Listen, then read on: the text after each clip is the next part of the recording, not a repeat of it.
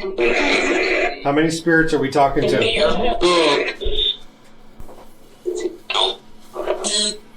Give us a number.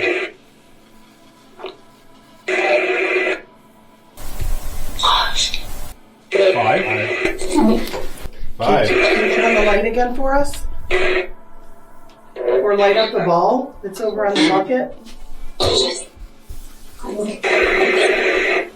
Thank you. Why do lighthouses hold such a unique place in the American mythos? Maybe it's because they're next to a lake or an ocean or a beach nearby, or maybe because they're relics from a time long gone before airplanes and trucks were the predominant transporter of goods. The open sea has long been a mysterious place where shipwrecks can happen or weather can change at any moment, or pirates could come and steal your booty. But below water contains anxieties that have long been embedded in the human psyche, the dark fear of the unknown. And for a long time, lighthouses have been architectural wonders that have guided seafarers to safety, but now they're almost like ghosts from our past. We largely don't use lighthouses anymore since the radar was invented. There wasn't much use for a huge light rotating around the shore when you had a radar to guide you to shore. But for some reason, people and governments put a lot of time and money into preserving the structure of lighthouses and also into preserving the history of each lighthouse. I, of course, run a historical YouTube channel, so I'm all for preserving history at all costs. And also, the 2019 film, The Lighthouse, might be one of my favorite films of all time. So lighthouses have always held a special place in my heart. But today, I'm going to talk about the oldest lighthouse in Michigan, the Fort Gratiot Lighthouse. And one more caveat to add to this story. Some think that the Fort Gratiot Lighthouse grounds are haunted.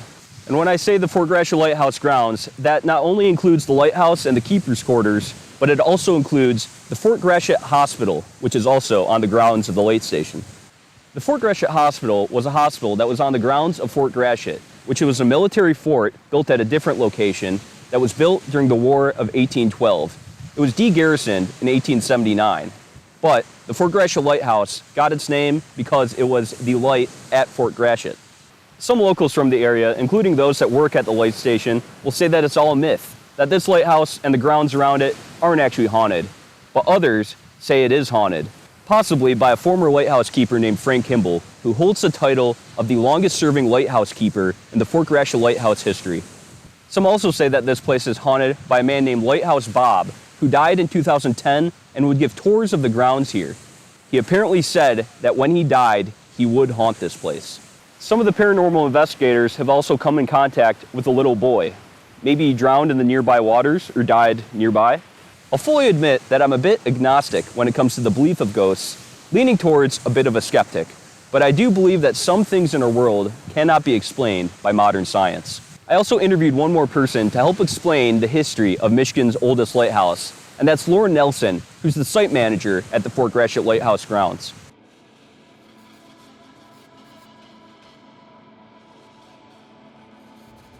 And on top of sharing the history of this lighthouse, I also am going to investigate if this place is actually haunted with the Detroit Rock City Paranormal team, who do paranormal investigations at this site at least once every spooky season.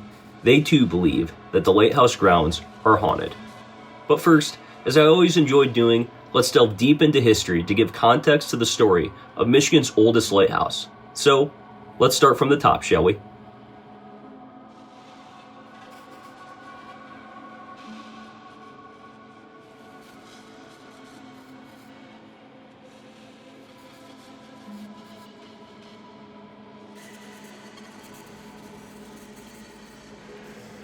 In the beginning of lighthouse history, long before the Fresnel lens or the argand lamp, a lighthouse was just a fire on a platform that stood atop a hill. Some lighthouses would also use a mirror in the daytime to reflect sunlight onto the sea. It usually marked an entrance to a port so that mariners knew where shore was, and so they knew they were approaching a harbor. The first lighthouse ever built was coincidentally the tallest one ever built, and was one of the 7 ancient wonders of the world. That was the Pharaoh of Alexandria in Egypt. It towered over Alexandria, the Nile River, and the Ptolemaic kingdom of ancient Egypt at anywhere from 350 to 450 feet high, and was reportedly built around 280 BC. The Greek god of the sea, Triton, was placed on all 4 building corners, while either Zeus or Poseidon stood on top of it. The design of this lighthouse would serve as a blueprint for every lighthouse that was to come. Although, over the years, the advancement of engineering led to architectural improvements and the progression of lighthouse lights. Pharaoh of Alexandria was eventually destroyed over time by several earthquakes, and the one that finally did it in was the Crete earthquake of 1303 AD. This earthquake reportedly had a magnitude of anywhere from 8 to 9, and in comparison, only one earthquake ever topped that in the US, and that was the 1964 Alaska earthquake that hit a magnitude of 9.2. There were several dives on the old port of Alexandria in the 20th century where remnants of the lighthouse have been found. The oldest lighthouse that is still standing today is the Tower of Hercules that was built in what used to be Roman territory, but is now in A Coruña, Galicia, Spain.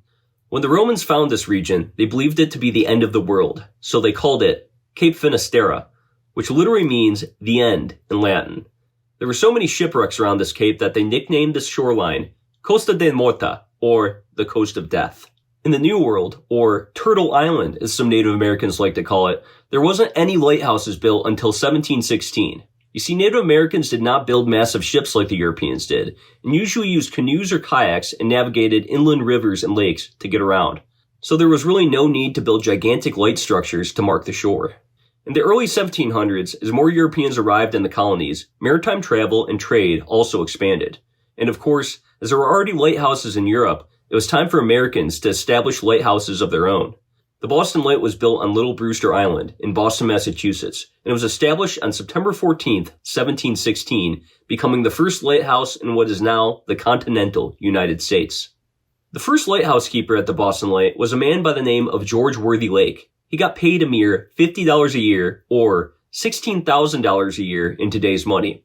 He of course was provided living quarters for him and his family. His duties required him to keep the light burning from sunset to sunrise, and to also pilot ships into the harbor. He apparently also had a flock of sheep on the island. One day on November 3rd, 1718, the Worthy Lake family, along with their servant, George Cutler, and their slave, Shadwell, went into Boston to hear a religious sermon. They traveled by sailboat on the way back, or what was called a sloop, and as they got closer to shore, they transported themselves from the sloop to a smaller canoe to get into harbor. This canoe then capsized due to bad weather, and everyone on board drowned to death. It was such a famous tragedy in the area that a 12-year-old wordsmith by the name of Benjamin Franklin wrote a poem called The Lighthouse Tragedy, which was then printed by his brother James and sold on the streets of Boston. The British took over Little Brewster Island and the Boston Light for a short while during the American Revolution, and there were 2 battles fought here in July of 1775. The first battle consisted of a small militia of American colonials setting fire to the lighthouse, then running away. And the second battle happened due to orders from George Washington himself. Major Benjamin Tupper and 300 American troops descended upon the island in whaleboats, while 22 British Marines were there. The Americans killed 5 people before British naval boats arrived, and the Americans had to retreat. 1 American would die in their retreat. The British tried to restore the light once more before June of 1776, when the American Revolution had progressed and the Crown knew they were in trouble, forcing the British to leave Boston. As the British like to do, they usually set fire or exploded valuable architecture before leaving land for their enemies. And this is exactly what they did with the Boston Light, exploding it with a timed charge. The Americans, of course, ended up winning the Revolutionary War and gaining their independence, before rebuilding the Boston Light in 1783. But as many know, their troubles with the British did not end with the 18th century, and this would lead the Americans to establish lakeside forts during the War of 1812. I delved deeper into the War of 1812 in my last video, The Origins of Thousand Island Dressing, so watch that if you want to know more about that history. But basically, the United States was trying to capture Canada and hold it hostage during the War of 1812 so that British mariners would stop abducting Americans at sea. Many British troops were still stationed in Canada and on the Great Lakes to protect Canada from the United States, so Americans started setting up lakeside forts not only as a place to load up naval boats to be used in battles on the lakes, but also as a defense mechanism against the British trying to take over American lands. And one of the forts that they set up was called Fort Gratiot. It was built in what was then known as the Michigan Territory, but is now called Port Huron, Michigan. They strategically placed this fort where the St. Clair River met Lake Huron, as the St. Clair River connected to the Great Lakes north and south of them. During the War of 1812, the British and Canadian forces, along with some indigenous tribes, had a fort at present-day Mackinac Island. Several battles were fought in Mackinac Island during the War of 1812, and many of the American ships that traveled there sailed through the St. Clair River and stopped at Fort Gratiot. and it was next to Fort Gratiot that Michigan's first lighthouse, the Fort Gratiot Lighthouse, was built.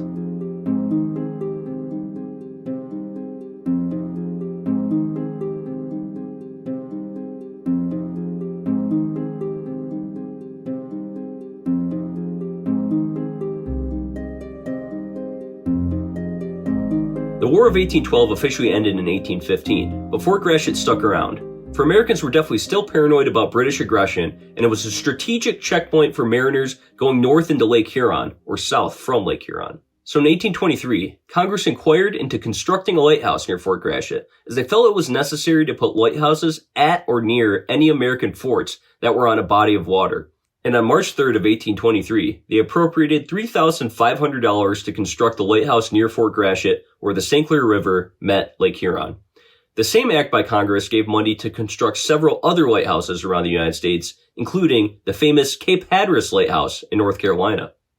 The contract for the construction of Fort Gratiot Lighthouse and the lighthouse keeper's dwellers went to Captain Winslow Lewis. Lewis was a former sea captain, but in 1808 he patented something called a binnacle lamp, which was used for ships' navigational equipment. By 1810, he had made slight alterations to this style of lamp and took heavy inspiration from the argan lamp, which was mostly used in Europe at the time. The style of lamp he created was then called the Lewis lamp. The U.S. decided to award Winslow Lewis the contract for lighting nearly all of American lighthouses, and it was claimed that the Lewis lamp used less than half the oil that argan lamps used, and Lewis took many of these contracts for much cheaper than his competitors. We will later hear from Laura Nelson, the site manager at the Fort Gratiot Light Station, on why Lewis lamps were so much more inefficient than other lamps used at the same time, including the Fresnel lens. Although Winslow Lewis did not personally build many of these lighthouses, he usually commissioned the actual engineering and construction of the lighthouses out to other people. This was no different for the Fort Gratiot Lighthouse, as he commissioned a man named Daniel Warren out of Rochester, New York, to build the lighthouse near Fort Gratiot. After a year of constructing the lighthouse, Congress appropriated an extra $1,500 for construction of the light at Fort Gratiot, as $3,500 simply wasn't enough. The final cost of the Fort Gratiot Lighthouse came out to a total of $5,750, or about $182,687.37 in today's money. The lighthouse was finished on August 8th of 1825. It was constructed to be 32 feet in height with a diameter of 18 feet at the base. End quote. The lantern, too, was equipped with an array of 10 Lewis lamps with 14-inch reflectors. Unquote. By December of that year, a man named George McDougall took over as the lighthouse's keeper. McDougall was a lawyer from Detroit with a legal practice, and his family came from Scotland, while his dad was actually at Pontiac's siege of Detroit. His dad had the title to what was then called Hog Island on the Detroit River, but what is now called Belle Isle. It was called Hog Island because the French used to let their livestock roam free on the island. Quick aside, but could you imagine that? Hipster beach on Belle Isle, that's now filled with a bunch of hipsters drinking PBR and smoking American spirits every summer, used to be littered with Frenchmen's hogs. His son and lighthouse keeper George McDougall was reportedly quite small in height, but weighed around 300 pounds and was considered to be mentally ill by many of his peers, due to how eccentric he was. His temperament got him in trouble on many occasions in Detroit, including one time in 1810 when he was a foreman for a grand jury that was charging Governor Hall and Judges Witherall and Woodward of the Michigan Territory for tyrannical conduct. McDougall apparently had such a strange temper that he was disbarred by the judges of the trial. McDougall was also not great with money, but seemed to still have friends in high places who most likely got him the job as lighthouse keeper at Fort Gratiot. Although this wasn't a pleasant job, as lighthouse keepers were not paid much money, and I could only imagine the harsh Michigan winters in the 1800s, on top of Fort Gratiot and the surrounding Port Huron area being quite a desolate place at this time. Now going back to our friend, old Winslow Lewis, who did not have the best lighthouse lamps, it also seems he did a poor job of commissioning the construction of lighthouses, as the Fort Gratiot lighthouse's exterior was already cracking and leading east towards Lake Huron by the summer of 1828, less than 3 years after it was built. George McDougall wrote that the trapdoor to the lantern room was, quote, 18 by 21 and a quarter inches, unquote. He also said that the ladder leading up to the trapdoor had steps that were so small that he'd have to climb them sideways. And the lighthouse was so horribly located that mariners could barely see the light at the mouth of the St. Clair River. In October of 1828, a storm hit Michigan and Lake Huron, causing even more cracks in the lighthouse before it eventually fell to the ground in November of 1828. Poor old McDougall just can't catch a break. With the Michigan Territory and the area around it becoming more populated and the St. Clair River increasing in travel, Congress immediately decided to replace this lighthouse and construct it in a place where the light would be more visible to mariners. So on April 2nd, 1829, Congress appropriated $8,000 for a second Fort Gratiot Lighthouse to be built. They also seemed to figure out Winslow Lewis's lack of knowledge when it came to engineering lighthouses by this time, and awarded the job of building the second Fort Gratiot Lighthouse to the Deputy Surveyor General of the Northwest Territory, and that was a man by the name of Lucius Lyon. Lyon's crew worked fast, knowing how a lighthouse was so sorely needed for this area, and they successfully erected the second Fort Gratiot Lighthouse within 8 months, and so in December of 1829, the bones of the Fort Gratiot Lighthouse that you see today was officially built, at 65 feet in height and 25 feet in diameter. It was also recorded that George McDougal was given an assistant lighthouse keeper in this year named Reuben Hamilton. One note, Reuben Hamilton is listed as George McDougal's assistant in the Fort Gratiot Light Station's Interpreter's Manual, but it's unsure if he was officially given Reuben Hamilton as an assistant or if George McDougal just paid him out of his own pocket. Lucius Lyon is an important figure in Midwest history. As a surveyor, he explored the Northwest Territory, and his notes as a surveyor eventually were used to draw up the lines to the Wisconsin and Illinois border.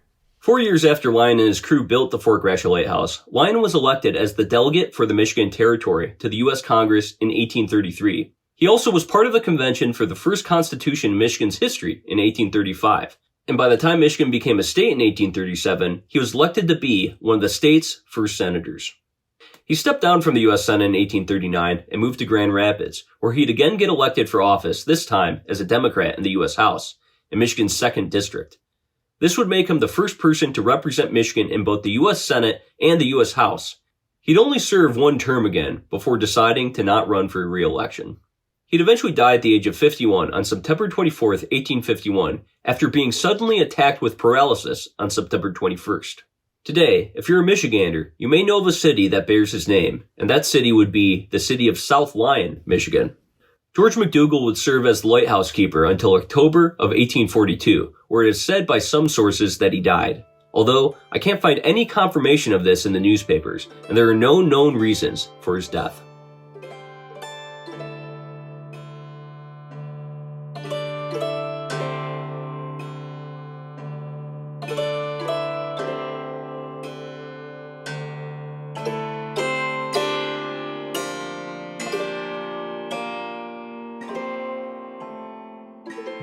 Now, as I previously mentioned, I interviewed the site manager at Fort Gratiot Light Station. Her name's Lauren Nelson, and I found her to be a wealth of knowledge. She'll bring us up to date on how Michigan's oldest lighthouse stuck around all these years. She's also a skeptic as to the lighthouse grounds being haunted. Nonetheless, she has a degree in anthropology and a master's in cultural resource management, and she has a great love for preserving history. She also knows the importance of this light station to the community. So let's travel over to the Lighthouse Keeper's Quarters for this conversation. Hello. Let's start out by state your name and your job title here. My name is Lauren Nelson. I am the site manager here at the Fort Gratiot Light Station. Awesome. And what drew you to working at the lighthouse? When I was a kid, very small, there was a book at my library that was about lighthouses, specifically like haunted lighthouses. And I loved this book, looking at the pictures and everything. And then I grew up, went away to college, and one of my jobs in college was actually interpreter at a lighthouse up in Mackinac City. And then I realized I really like lighthouses. There's a lot of interesting history, a lot of interesting technology that I really enjoy. So when I got the opportunity to come be the site manager at Michigan's oldest lighthouse, I jumped on it. So I've been here for about 8 years now. Awesome. Where'd you go to college? My undergrad is at Western. Oh, cool. And I majored in anthropology, public history. Gotcha. Really definitely. Useful. Yeah. Definitely. And then I went to Central for cultural resource management. For sure. I am managing a cultural resource. That all makes sense, yeah. Okay, so let's go back a little bit into the history. What was kind of life like as a lighthouse keeper in the 19th and 20th century up until they stopped having lighthouse keepers here, like the day-to-day? Yeah. So early on in the lighthouse history, so our first tower is actually built in 1825. The one we have today is built in 1829. In the 1820s, this part of Michigan was the frontier. essentially. The only things here in the 1820s was Fort Gratiot. There was an actual fort here. It was built in 1814, and it had a small garrison of guys. It wasn't a lot. There were a few farming families, and then of course there was a Native American community here. Early in the lighthouse history, it would have been pretty lonely, pretty remote. At that point, we only had one lighthouse keeper. In fact, our first lighthouse keeper, George McDougall, he's an interesting character, fascinating character. And he was a eccentric bachelor is what they referred to him. Yeah. So read between the lines there. But he was cantankerous, he was ornery, just a big man, and he lived by himself. He hung out with the soldiers at the fort sometimes, but besides that, it was lonely. So as a lighthouse keeper, your first priority is to make sure that the light stays lit at the top of the tower. So you're probably up all night to maintain that, maybe up and down the tower. In the early 1800s, it was just the tower. We didn't have any other buildings. So, and at that point, it would have been actually lard oil lamps. Okay. Not like a whale oil lamp, but it's really hard to get whale oil up I here in the gotcha. Great Lakes. So they actually used animal lard, and they'd have to melt it, and they'd burn that. The thing with that is that it burns very dirty, so you have to clean the oil lamps, clean the parabolic reflectors that were behind it, fill it up all the time. And at this point, there's like 14 of these lamps lit every night at the top of the tower. So that's a lot of fuel, that's a lot of cleaning, that's a lot of trimming wicks. So they were definitely busy during the night. What kind of town was Port Huron like in the 19th century, maybe around the time that the lighthouse was built? Like how many people lived here, and what was like the predominant kind of like religion here too? I know there was kind of, I think some pretty major churches around here too, because there was a lot of immigrants that came over here from Canada, right? Yeah. So, In the 1820s, like I said, there wasn't a lot of people here. There was the fort, a few French farming families, in the Native Americans, and that's it. I don't have an exact population count for you or anything, but Port Huron really started to grow around the 1840s, 1850s, especially after the Erie Canal opened. That's when a lot of people were moving into Michigan from, like northern New York, East Coast. They were moving in to everywhere in Michigan. And Port Huron was obviously one of those places to really expand, being right here on the lakes. We did have train connections starting in the 1850s, so it was a real town by that point. As far as religion, it's a great question. I'm not a religious history person. For sure, but, we have every denomination here. The first service held here was probably Catholic, and that was all the way back in like the 1670s. When the French came through the first time, they had like a Sunday mass here on the lake. So the Catholics were here for a long time. Obviously, Protestantism was huge here. Large German population, so there are a lot of, I believe, Lutherans. But we have just about everything, and it started pretty early. There's like 4 churches within a 2-block radius downtown in like the most historic section. Like I said, I'm not a for sure religious history person, so I some of that may not be. I'm guessing it so generally just grew with the Great Lakes shipping industry, and more people moved here. Were their jobs, I'm guessing, right at the port, and there was probably ships that actually came out of the port here, and that probably drew a lot of people here, and that's so as far as industries in this area, lumber was huge, as you can imagine, especially up in the Thumb. Once we had that train connection, it was really easy to move that lumber down here. So there were actually a couple of lumber yards here. There was a shipbuilding industry here on the Black River, a couple different shipbuildings, and of course manufacturing was huge here as well. Up until just a couple of years ago, we had 2 paper mills here in town, and fortunately they shut down, but manufacturing is still huge. For sure, definitely. Okay, and so what's the story of the hospital on the Fort Gratiot site here? When did that get built, and I guess how long did it last till?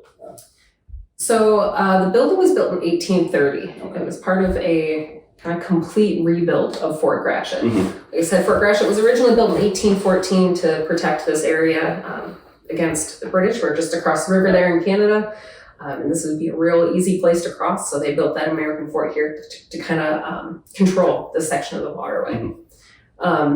It was decommissioned there for a little bit in the 1820s, and then it came back in the 1830s, and it was just so dilapidated they had to rebuild everything, essentially. And the hospital is one of those buildings that was rebuilt. And it was a hospital there at Fort Gratiot until 1879. It moved a few times in its life. It's a fascinating story. It was inside the fort, then they moved it outside the fort, then they moved it back behind the fort, and then it's fascinating. But so it is here next door to the Lighthouse grounds now. That was moved here in 2005. So it's not original to the site. It was never in this area, but we moved it here so we can talk about the connection between our lighthouse and the actual military fort. Our first lighthouse was actually built at the northeast corner of Fort Gratiot. That's how we get our name, near the light at Fort Gratiot, essentially. So we kind of share that history here, and it was a good place to kind of display that. But it's an interesting building. It is the oldest wooden structure in St. Clair County, and it does have a twin up on Mackinac Island at Fort Mackinac. It's the exact same building. The wood actually came from a sawmill out in Wadhams, just 12 miles west of town. So the wood for this hospital and the one at Fort Mackinac came from the same place. And so the hospital was actually originally at Fort Gratiot? Yes. Okay, and then I understand that it was split in half at some point, right? Yes. And people lived in what the actual structure of what was the hospital. Two different. It was two different houses at one point, and then did the Port Huron Museums buy them? That was in 2005, right? It was a long process, but you are right. Yes. So one of its last moves in its life was to St. Clair Street, which is south of the bridge, the Blue Water Bridge, just a few blocks back from the water. And it was split into two houses. And people were living in those houses until one of them was like 1997 and the other one was 2005. So we had to wait a long time between, those two houses to get both halves, move them here, and reassemble them. It's been a long process. And it actually started all the way back in like the 1970s. The state historic archaeologist was here, did some shovel test pits down at the fort site, determined that, yes, this is actually where Fort Gratiot was. And there's been a number of archaeological projects there through the 70s and 80s.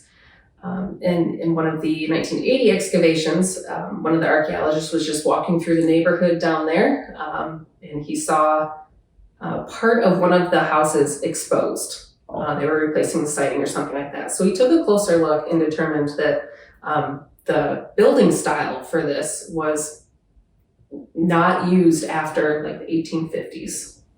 It's a post and sill building style. So it's very almost like a colonial style. Gotcha. If that makes sense.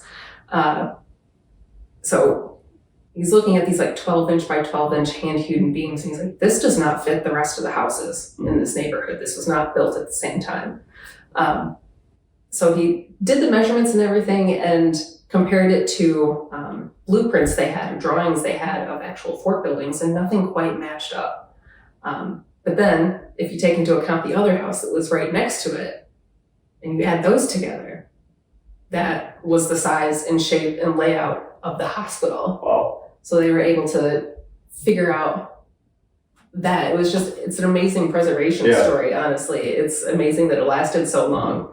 And people were living in those until, like I said, the late 90s, early 2000s. Wow. Yeah. They're not big houses. No. Yeah, and it was also, it was at the Fort Gratiot site, and Fort Gratiot wasn't, they still used it as a fort during the Civil War too, right? Yeah. And so I'm guessing there were soldiers in and out of that hospital, and Oh yeah. For sure. Yeah, it was an active fort from 1814 to 1879. Wow. With Okay. periods where they didn't have as many soldiers there, and then during the Civil War, obviously there were more. Yeah. But there were never any battles or Yeah. anything like that here. And do you know how? I mean, is there any? Do they know how it actually got like split up and like turned into houses? Like, were people just kind of like, oh, well, we're not using these structures anymore. Let's just split them up and sell them as a house? Or Yeah, essentially. Yeah, So wow. when the fort was officially degarrisoned in 1879, a lot of the buildings were torn down because they were just in that state of disrepair, or they were sold. The Mhm. hospital was one of those that was sold to just a private individual here in town. Yeah. They turned it into 2 houses. Yeah. Interesting. Wow. Yeah. Okay, and then I think it was in 1862, the lighthouse was raised from 65 to 82 feet. How exactly did they do that? Physically, I have no idea. Yeah. I would love to go, if I had a time machine, that was one of the dates that I would go back to just to see how they did it. Mhm. My best guess is that they just tore off the original lantern room, so where the light was, added that extra 20 feet to the top and then rebuilt Mhm. the lantern room. So I think possibly the lantern room looked different before the 1860s. Gotcha. Hmm. But again, I have no idea. That's Yeah. another thing that I have to research. You are not the first person to For ask. sure. It's interesting. But I gotta find the records for that. And I also know in 1862 did they use a Lewis lamp up to 1862? Or 1857. okay. Yeah. And then they replaced it with a Fresnel lens. Mhm. Can you tell me why Fresnel lenses are so much better than Lewis lamps? I would love to tell you. Yeah. This is my favorite subject. Okay. These Lewis lamps, that lard oil especially burned really dirty. There was a lot of soot, so you had to clean the glass chimneys that were on these Lewis lamps, and then they had parabolic reflectors behind them, essentially a mirrored bowl, and you had to clean those too because they're covered in soot. Every time you cleaned them, the silver lining would flake off. If they got slightly bent, which they did because they were really cheap metal, they didn't reflect as well. So that's actually good news for Winslow Lewis because then he has to replace those, and that's another contract for him. So he had a pretty sweet deal. Mhm. But the Fresnel lens was invented in 1822 by a French physicist, Augustin Fresnel. And so he outfitted all of the lighthouses in France with these Fresnel lens systems, and like the entire continent of Europe was like, this is great. It's a lot more efficient. You only have one light source in the center. And it's a lot brighter than these Lewis lamp systems. So, fuel consumption goes down, and it just works better. It's like a giant magnifying glass. You focus it right, you get a really nice bright beam of light. And so Europe had adopted this pretty quickly, but it was just Stephen Pleasanton, who was in charge of the Lighthouse administration at that time. Again, just all about the bottom line. Mhm. These Fresnel lenses are incredibly expensive outright, but if you take care of them, they'll last forever. Lewis lamps, they're cheap. Yep. If you take care of them, they fall apart Yep. every time you clean them. So it was 30 years before the United States adopted this Fresnel lens system. And it was just because Stephen Pleasanton was in charge until 1850 when he died. So with the Winslow Lewis lamp system, you would have to have, like I said, multiple of these oil lamps with the parabolic reflectors behind it. It almost looked like a chandelier, sort of. But with the Fresnel lens is just a series of prisms, essentially. Some of them are clamshell shaped, so they're flat and just have big lenses on each side, sets of prisms. Some of them are beehive shaped, so they're kind of like barrel shaped, I guess.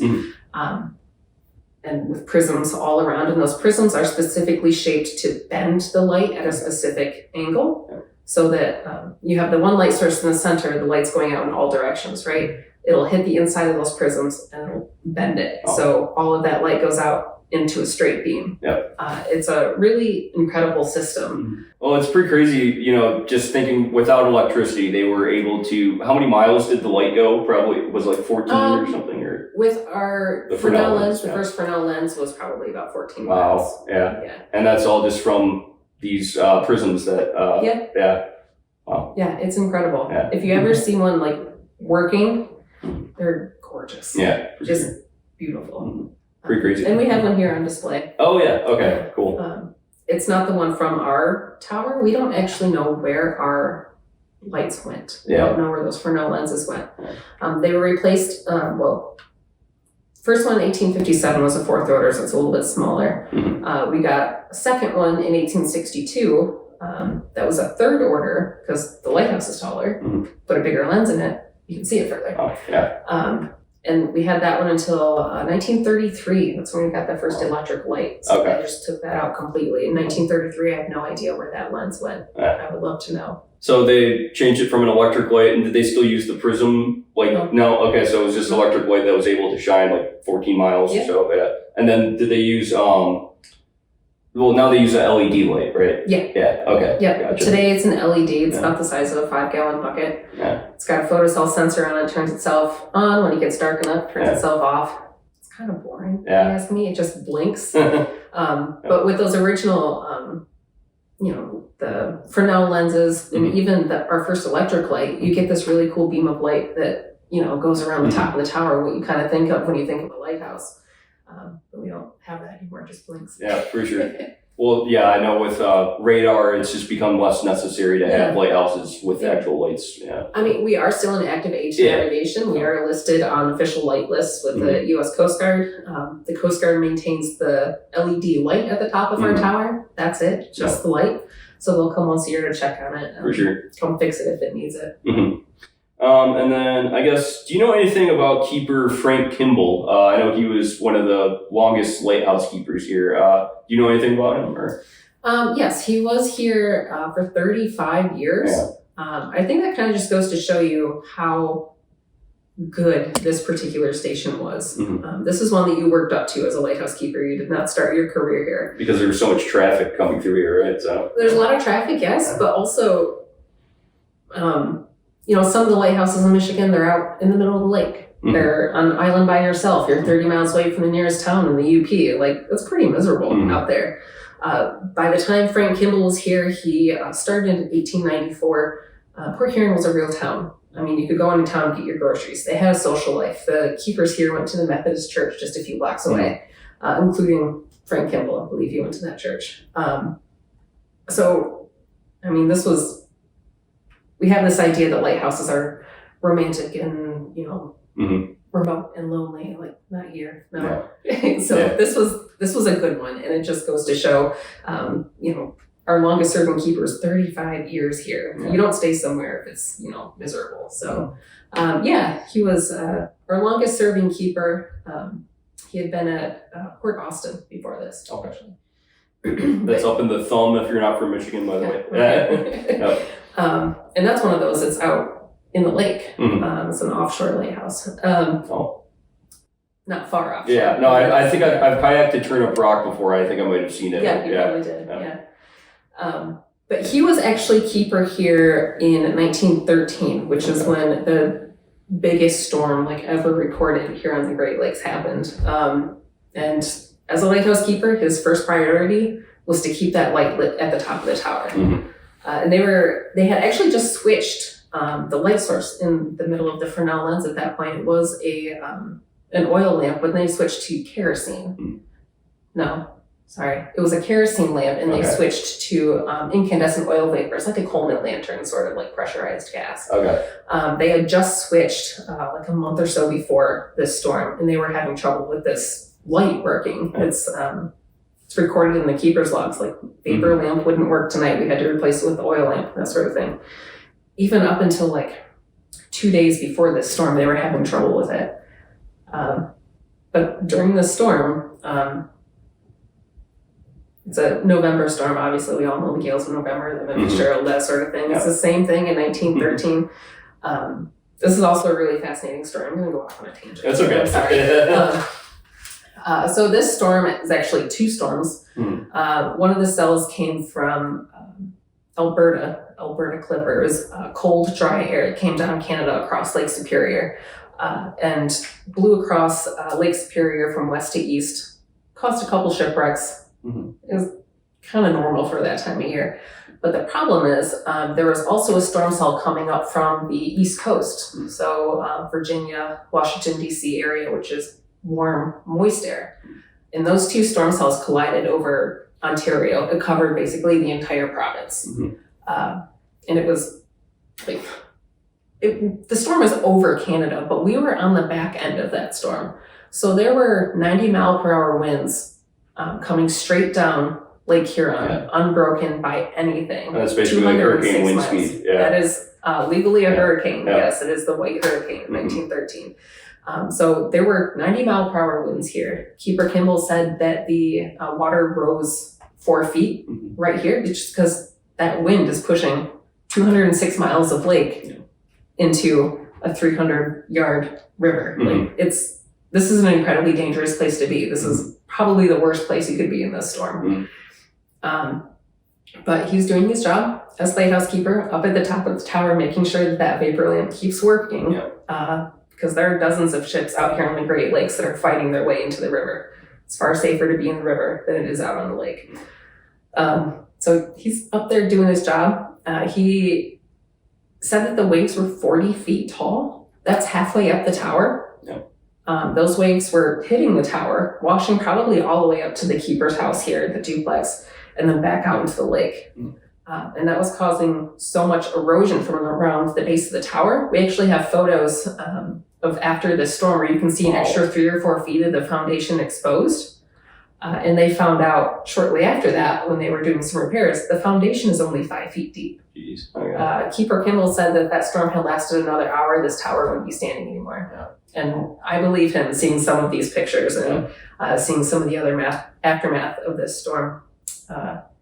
But one of the things he did during the storm, which I don't know why, he actually went outside around the top of the tower to clean ice off of the windows in 90-mile-per-hour winds. This is before OSHA, so there was no safety harness or anything like that. There were brass handles that you hold on to, lean out, and clean the windows. Just, I cannot believe he did that. He said he did it once and then he didn't try it again. I was like, good idea. Don't do that. Well, and then so he stopped being lighthouse keeper in what year? 1929. Okay.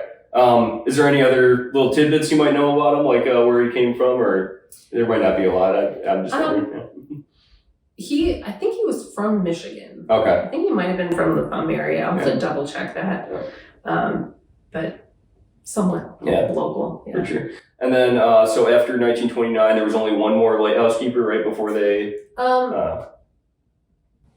It's a kind of a gray area right there. But, so yeah, 1929, Keeper Kimball leaves and is replaced by Keeper John Smith. That is his real name. I'm not making it up because I forgot that is his real name, John Smith. Not the one from Pocahontas. Not that one, no. And he was here for about 10 years as part of the U.S. Lighthouse Service. Gotcha. So it's a government entity. It's almost like the Postal Service, sort of. Good government job to have. You're not going to get rich doing it. But in 1939, with the outbreak of World War II, the U.S. Coast Guard took over all the lighthouses in the United States. So at that point, lighthouse keepers had the option to join the Coast Guard at the same pay rate, keep their same duties, all that, but just the paycheck comes from a different place, essentially. So Keeper Smith did join the Coast Guard at that point, so he's part of the military at that point, right?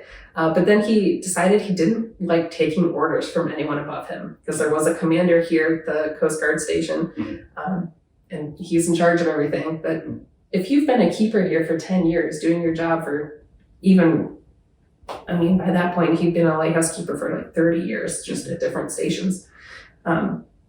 You've been doing your job, and then someone comes in and tries to tell you how to do it, like, I get it. Yeah, for sure. So then he retired in 1940. So after that, there were members of the Coast Guard that took care of the lighthouse, but like lighthouse keeper as part of the U.S. Lighthouse Service ended 1939, if that makes sense. Yeah. And it's kind of a gray area between like that transfer of power. They were still trying to figure out who did what. Like, does the Coast Guard take care of the lighthouses? Are there still lighthouse keepers that are part of the Coast Guard? It was a gray area where they're trying to figure that out. And so the Coast Guard basically took over the site in general, because the Coast Guard station is right out there, right? The old Coast Guard station that where you can actually buy tickets to take a tour here, and you know, there's merch in there too and everything. But so they took over the lighthouse, and did they pretty much run it up until today, or? Yeah, essentially. In the 1930s, the Coast Guard and the Lighthouse Service kind of shared this site.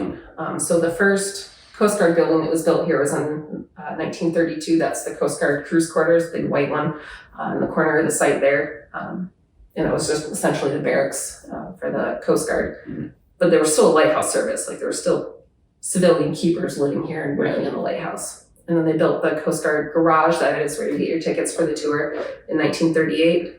And then 1939, they took over the entire site. Okay. And yeah, at that point, there were Coast Guard families living in the duplex, running the lighthouse, running the search and rescue, up until 2004. That's when they built the newer station next door, and everyone moved over there. And then this became a county park in 2010. So we opened to the public in 2012 when they finally restored the tower. Yeah.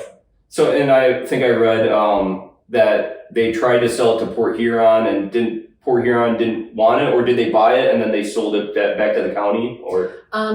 They deferred the purchase of this to the county parks, because the city they didn't have the financial wherewithal to be able to do it. Because as you can imagine, it's kind of an expensive venture to maintain and run a lighthouse. Definitely. Historic lighthouse. Yeah. Okay, so 2010 that happened, and that's when a lot of this preservation started happening, right? And they hired site managers like you and people to really learn about this place and to preserve the history here, right? Yeah. So the St. Clair County Parks own the buildings. They do all the maintenance. They do a lot of the restoration work as well. But they partner with the Port Huron Museums. That's who I actually work for. And we run the place, daily operations, do tours, do the research, exhibits, stuff like that. And we have merch. And then we also have another partner, the Friends of the Fort Gratiot Lighthouse, that do a lot of the fundraising that pays for the restoration here. As you can imagine, that's incredibly expensive. It takes time and it takes money, and those are both things that are hard to come by. So the Friends help us with both of those. They do a lot of the demolition work, which is a lot of fun, and they pay for a lot of the restoration. Gotcha. Wow. All right, and let's get to the haunted part. Just a couple more questions here, but a lot of people believe this place is haunted. Do you believe in ghosts? Or? I'm going to be an open-minded skeptic. Okay. I've at other places had, just a couple experiences where I can't really explain that. I'm going to choose to believe that that was maybe something. Something, I don't know. But here, I personally have not had any experiences. I have spent the night here. I have been here by myself multiple times. I've been up in the attic, I've been in the basement, in all the nooks and crannies, and no experiences. I have no experiences here. For I'm sure. sorry to disappoint. No, it's okay. I would fully admit if I did, but I haven't. I know, we have the paranormal investigators here just about every year. And they always find something, but that's also their job. Yeah, for sure. And what do you think, or why do you think others believe this place is haunted? Do you think it's because people have had experiences here and? With any historic building, there's always the possibility, right? And especially with a lighthouse, it's a beacon. Like, it draws people in, and I imagine, it would be the same thing for those in the afterlife, right? And a lot of people were really attached to this place. So actually, Lighthouse Bob Hanford. Yeah. He was a part of the Coast Guard Auxiliary, and he did tours here in the late 90s, early 2000s. And I never met him, unfortunately, but he always said that when he died, he was going to haunt this place. Well, So yeah. it is entirely possible. Yeah. I have never met Lighthouse Bob. I've Yeah. never had any interactions with him. Yeah. But I mean, if he's here, I'd love to talk to him. Yeah. I need to find out the name of his dog. People ask all the time. Okay. I don't know. Yeah, I read online some people think it's him, and then others believe it's Frank Kimball, the old lighthouse keeper, which would make Yeah. sense because he was one of the longest lighthouse. He was the longest lighthouse keeper Yeah. here, right? Yeah. So, and then other people also think, well, the paranormal investigators that have come here say they've met a child here. And I mean, do you think it's possible maybe somebody drowned on the beach out there, or like that's? Oh, probably- I'm sure. Yeah. I'm sure that's happened. Yeah. I don't know of any specific instances Yeah. besides one, Mm. and I don't know how old the child was, but it was during the Coast Guard period. There was a tree out here with a swing in it, and he got tangled up in the swing and died. Do you know what year that was? I don't know. Okay. I might During be the able Coast to Guard look period, that up for you. Gotcha. But it was during the Coast Guard, so sometime between early 1940. The Coast Guardsman whose child it was so upset, like he cut down the tree. So Jeez, that tree's yeah. not here anymore. Okay. Wow. And then last question, or I'll say second to last question. Do you know of? Well, yeah, you know of that death that took place there. Do you know of any other deaths that have taken place on the grounds besides that one, or? On the grounds here, I know of a couple, mostly during the Coast Guard period. Yeah. I know I talked to one person who actually lived here, and I think it was their grandfather just died peacefully of a heart attack in his sleep in Okay. the duplex, like Wow. here in the keeper's house. Yeah. So not a tragic death or gory or anything like that. There's nothing, incredibly violent Yeah, for sure. in our history. And then I mean the hospital. There's probably people that died there Oh, during the 1800s. Yeah. Yeah. Most of the medical problems they had in the hospital were respiratory diseases, Mhm. because this area was essentially a swamp. Yeah. It was like bad air, just not a great place to live. So respiratory diseases, malaria was also a huge problem here, and alcoholism. Yeah. The major things they treated in Yeah. the hospital. Yeah. You're up here in the winter and probably not much to do. Yeah. Sometimes. Exactly. Get into trouble. Yeah. For sure. Last question here. Why do you think it's important to preserve history like this? Yes. I think it creates a sense of place.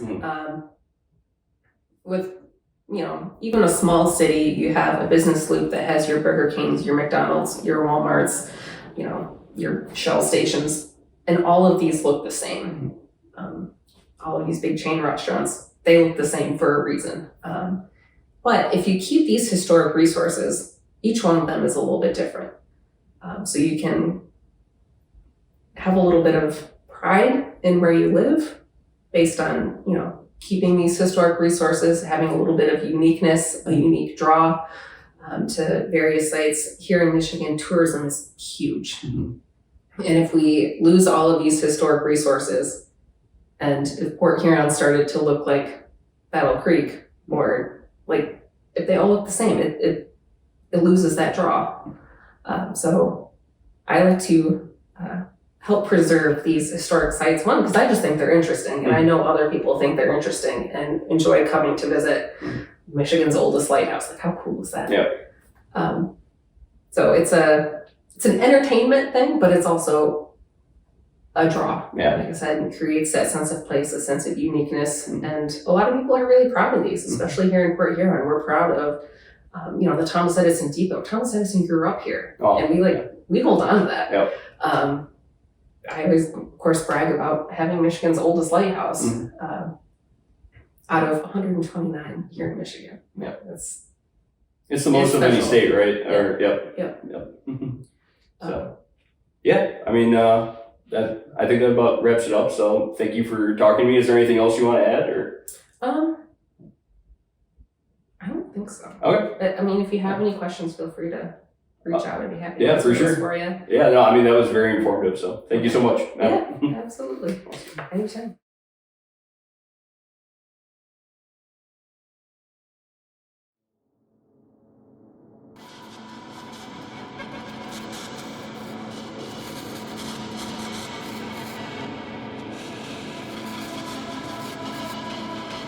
Now that we're all up to date on the history, as promised, I'm going to show you a paranormal investigation that we did at this place with the Detroit Rock City Paranormal team.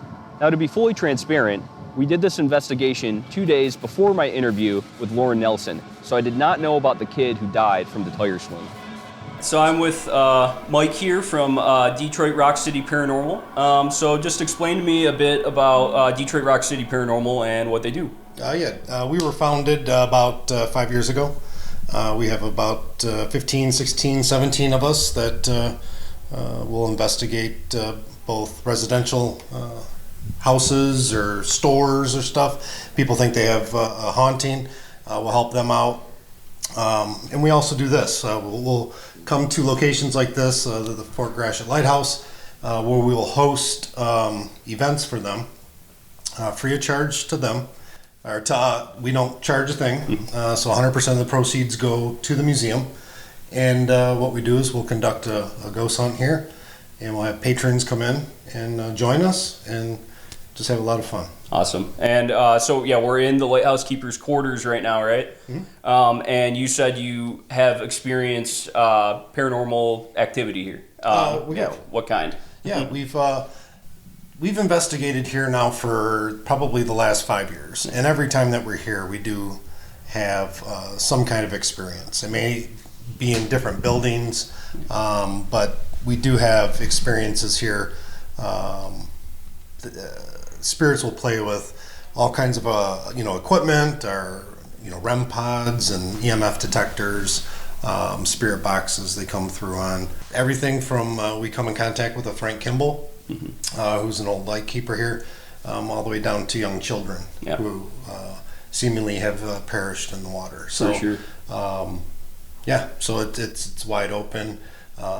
Nothing scary, nothing malevolent here. It's all just residual energy that we're coming in contact with.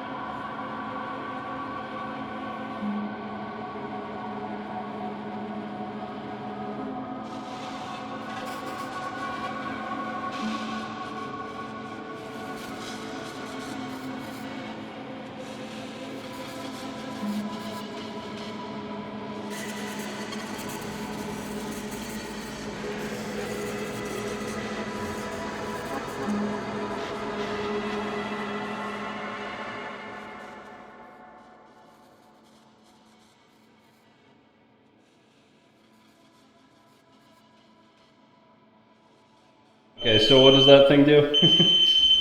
When something touches it, it sounds an alarm and lights up. It's a REM pod, it's just inside of a bear. I gotcha. Thank you. We know you're here now. Can you light something else up to confirm?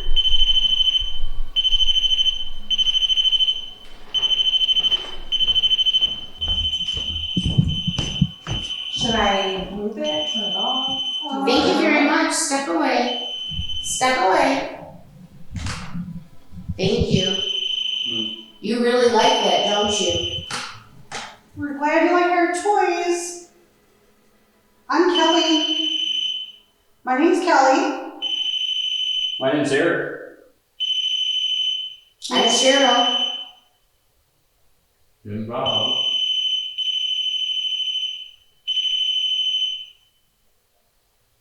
Are you a child that you like that teddy bear?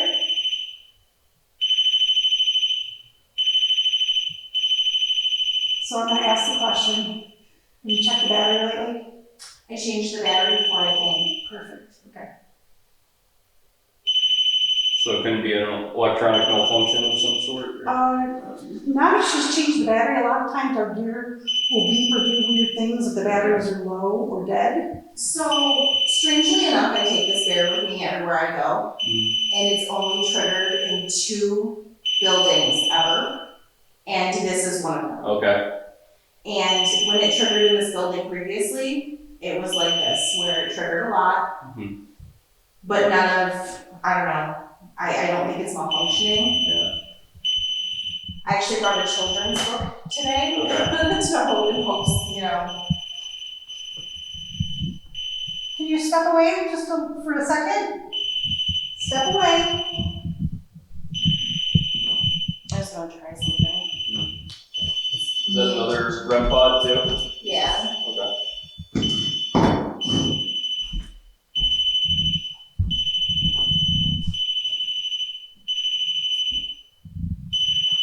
So we're in the hospital here, right? So it's possible somebody who had visited the hospital like could run back here. Right. K2's going off over there too.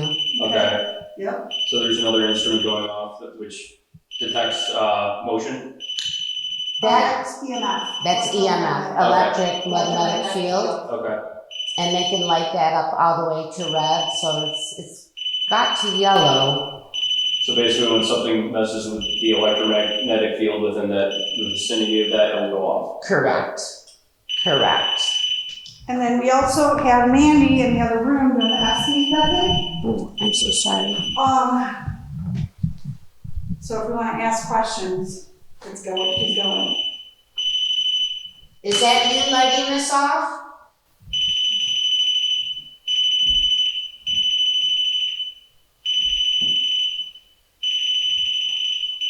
Just for context, this has been on so far all night through our investigation. And it wasn't going like that Yes. earlier. Yeah. No. Even when the chair was sitting right here. Yeah. Can you go talk to Mandy?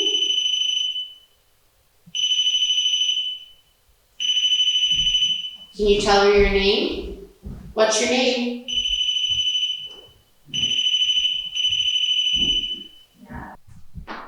Last time we were here, I almost left it here. Yeah. And they're Oh, both yeah, going taking off. it away. Could be a kid that, you know, hasn't seen a teddy bear in a long time.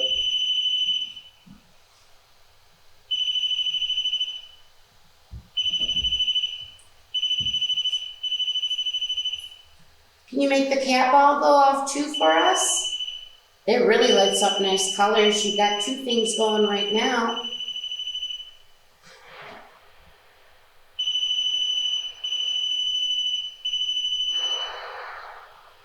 Did you have a teddy bear like that when you were little?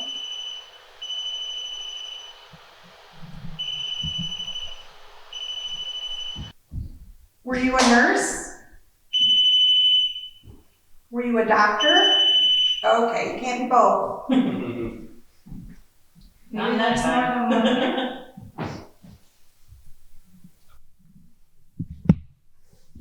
Did you help the sick people here?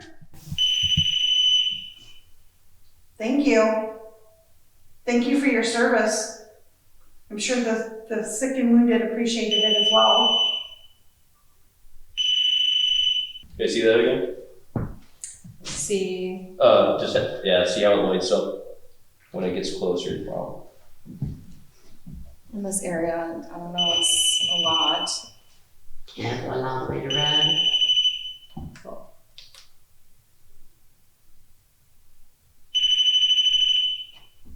Okay, so now it's over here. It's not being touched, but it was just on the bed and in the middle of the room. You know, it was going off like crazy. So that's kind of proof that it's not just malfunctioning.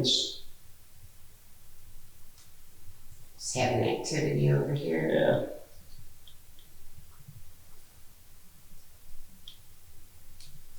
Are you mad because we moved the bear? He's still here, you can still give him a hug. Do you want us to move the bear back? Light him up if you do.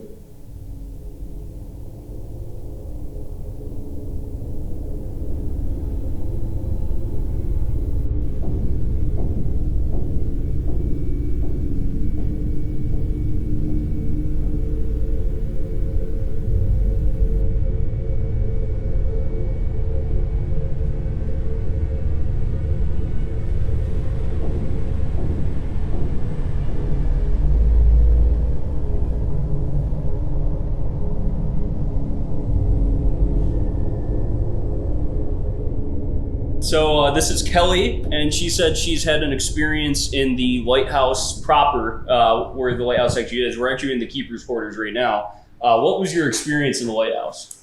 Well, we were doing a public tour, Yep. and it was the last building of the night. So we took our group into the lighthouse, and they were all set up, and they were pretty established investigators, so they were kind of running their own little thing. So I was sitting back by the stairs that go up to the top of the lighthouse, and I was just sitting there, and out of the corner of my eye, I just kind of like saw something, which, you know, it's the stairs are spiral, so there's nothing back there. Mm-hmm. So I turned, and when I looked, it was just that a woman from like here up. Mm-hmm. She was wearing a white shirt. If I could draw, I would draw her. Mm-hmm. But she was wearing a white shirt with a collar, buttons up. Her hair was up in a bun, and like the wisps were blowing like she was outside. Mm-hmm. And she just looked at me and she yelled, "Make it stop!" Wow. And I was like, Yeah. and then she was gone. And then I was like, well, tell me what you want me to make stop, and you know, I want to help you. But that was it. So full apparition, and you said like the audio over, like you could hear it fully. Yeah, she screamed at me, "Make weird. it stop!" Yeah. And the weird thing is, you know, I had my recorder going, and I went through it a couple of times, and it wasn't on there. Yeah. But I saw her, Yeah. and I think somebody from our team, they have a book here, Okay. the women of the lighthouses, Yeah. the keepers' wives, and there was a woman in there that looked similar to her, like Okay. maybe like she was older when she had the picture done, Okay. because it was a younger girl, maybe in her 30s that I saw. Okay. So you think it was one of the keeper's wives or Yeah. something? Interesting. All right. It Well, was pretty cool. yeah. Thank you. Yep.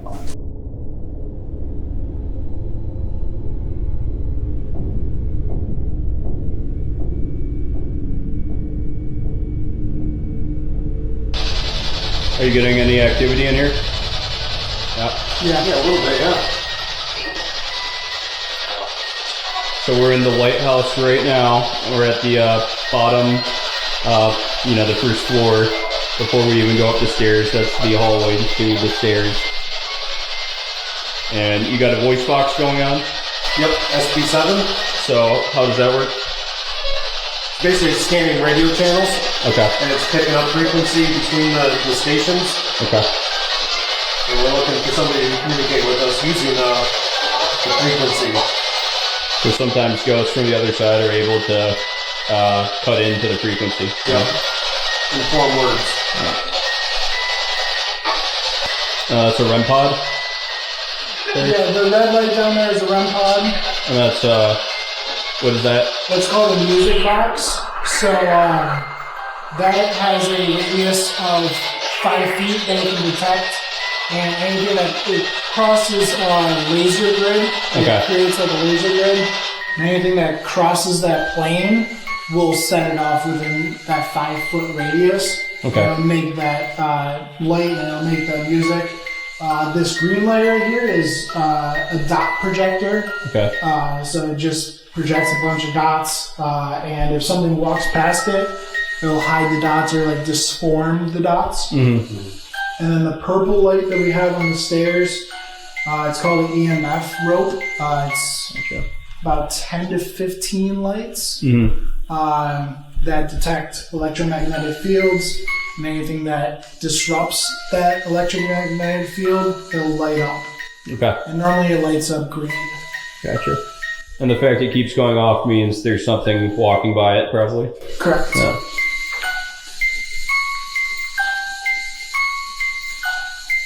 And mind you, I did put a brand new battery in before we even came here, Gotcha. so it's not Just malfunctioning or anything. right. And as you guys remember at Carnegie, it didn't go off once. Yep. Yep. So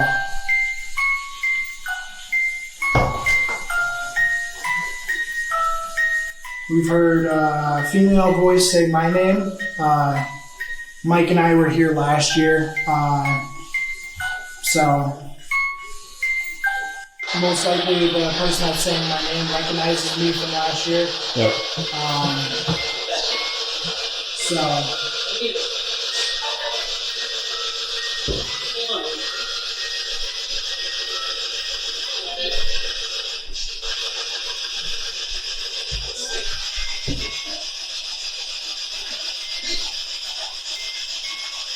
we had a couple people join us. Their names are Eric and Bob. Hello, I'm Eric. Hello. Can you say hi to him? What's up? Thank you. Kind of sounded like they said what's up. Were you a lighthouse keeper here before?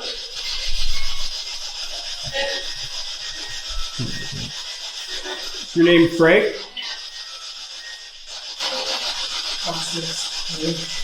Can you step away from that white light? Thank you.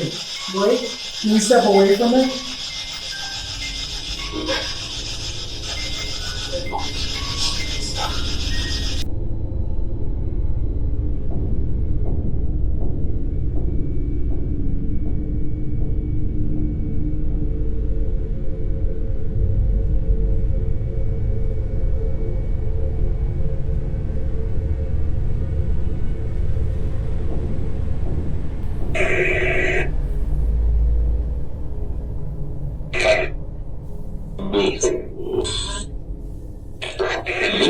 Do you know Captain Kimball?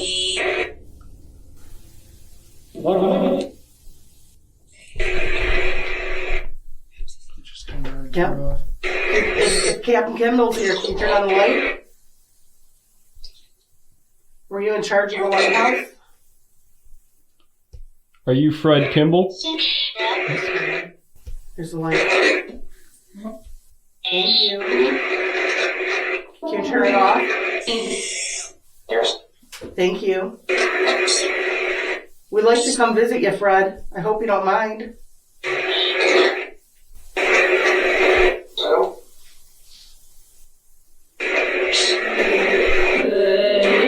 Are you drawn back to this lighthouse because you liked it here? What did I say? That one? I thought it was yes. I thought I heard the answer too. Can you repeat that?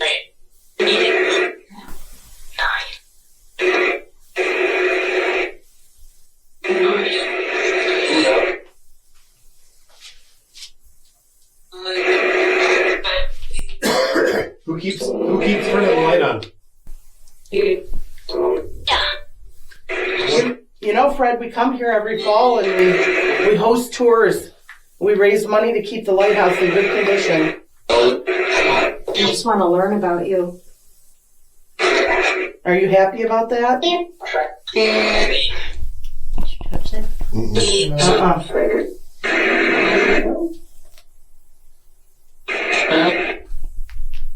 We appreciate you visiting with us.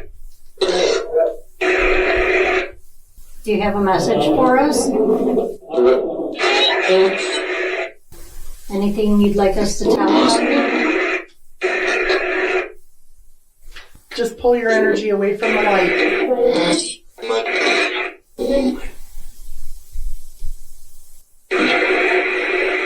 You turn it off? Thank you. You're almost there. Thank you. How many spirits are we talking to?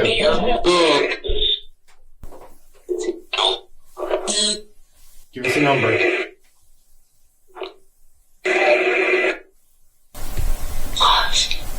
5. 5. Can you turn the light again for us? Or light up the ball that's over on the bucket? Thank you. Appreciate that. Is there water outside? Boat. Okay, we're going to be wrapping up here in a minute. Can you say goodbye? No. No. Mike, you want to count down and see if it responds to a countdown? Sometimes it'll count down for us. Okay, we're gonna shut it down. 5 seconds.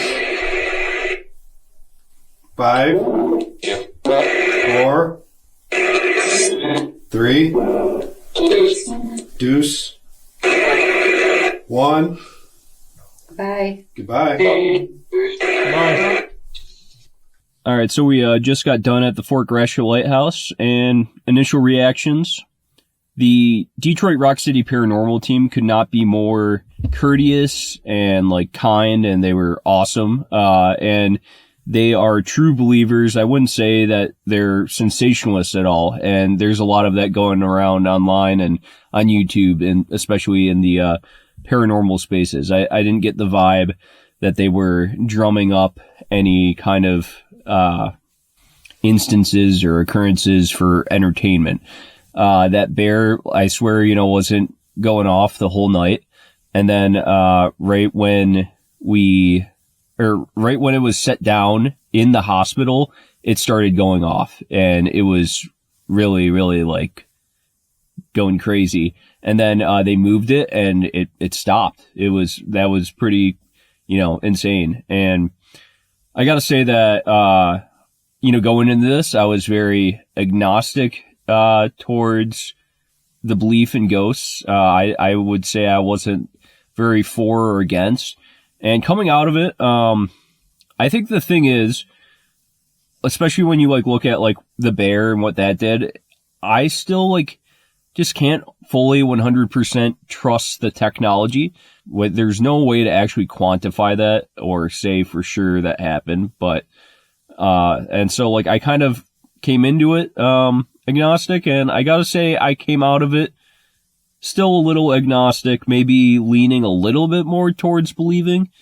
The thing is, I always felt so this was my first paranormal investigation. I always felt going into a paranormal investigation and being there, that I would feel a presence of a ghost or a presence of something that would really tilt me towards one way, towards maybe believing.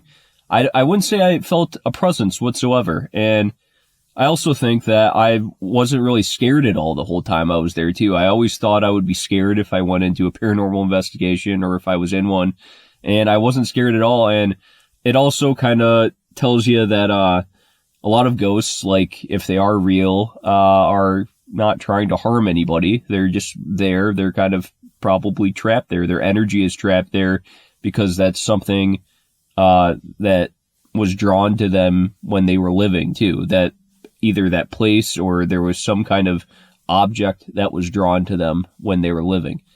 And so that's why, they keep coming back to that place. And so, yeah, I wouldn't say I felt a presence, and I wouldn't say that I am a full-on believer yet or anything.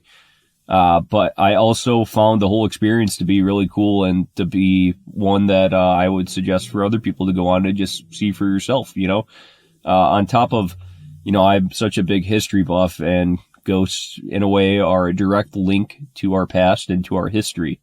So I just felt that it was a interesting and cool, event to be part of.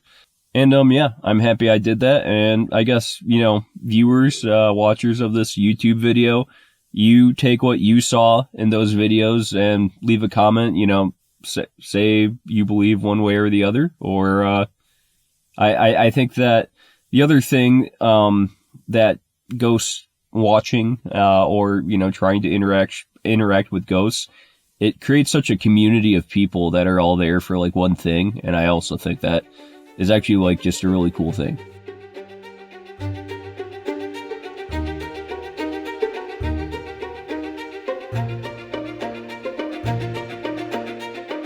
Now, I tried to do some more digging on the kid who passed away on the lighthouse grounds, and I could only find one news article on it and a picture of his grave, which said he died in 1991. This was a bit before the internet, so there wasn't a lot of coverage of this incident. The biggest thing I couldn't explain was that teddy bear going off like it did, and also Kelly Hamilton's story of seeing an apparition at the bottom of the lighthouse. Like I said, I did not feel a presence during this investigation, so I'm a bit skeptical about Frank Kimball turning on that light in the basement of the lighthouse keeper's quarters, and I'm a bit skeptical that a ghost was actually touching that teddy bear.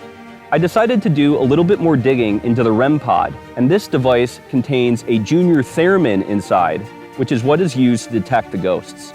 A theremin is, of course, a musical instrument that will create sound when something is within 6 inches of it. One of my favorite artists, Jack White, had a guy play the theremin in his band when he went on a solo tour. But the thing is, a theremin can go off when a radio frequency passes by it or a two-way radio is near it. And being by the water between Canada and the United States, I'm sure there's a lot of radio frequencies that pass by here. and that would explain why it would go off on the light station grounds as opposed to other places. But then there's Kelly Hamilton's story of seeing an apparition at the bottom of the lighthouse. And as Mike Delvin told me, some people are more clairvoyant than others, so that would explain why I probably just didn't feel a presence this whole investigation. I'm just not that clairvoyant. But I won't deny that there was probably a lot of death, especially in the Fort Gratiot Hospital. As Lauren Nelson said, Port Huron used to be a swamp, so a lot of people died from respiratory diseases and of alcoholism.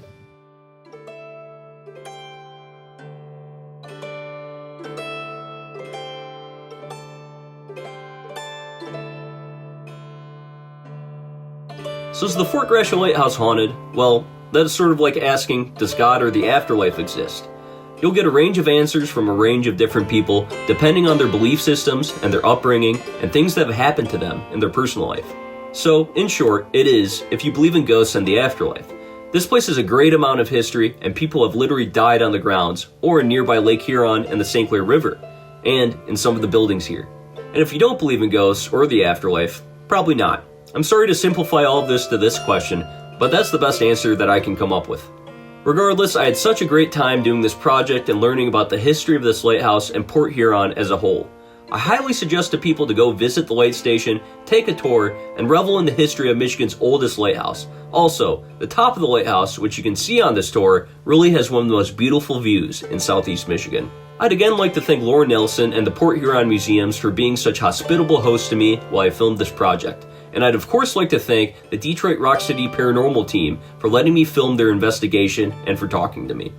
If you enjoyed this documentary and know anyone else who's into Michigan or lighthouse history, please share it, give it a thumbs up and a comment below, and subscribe to my channel, Firelake Media. Happy spooky season, everyone.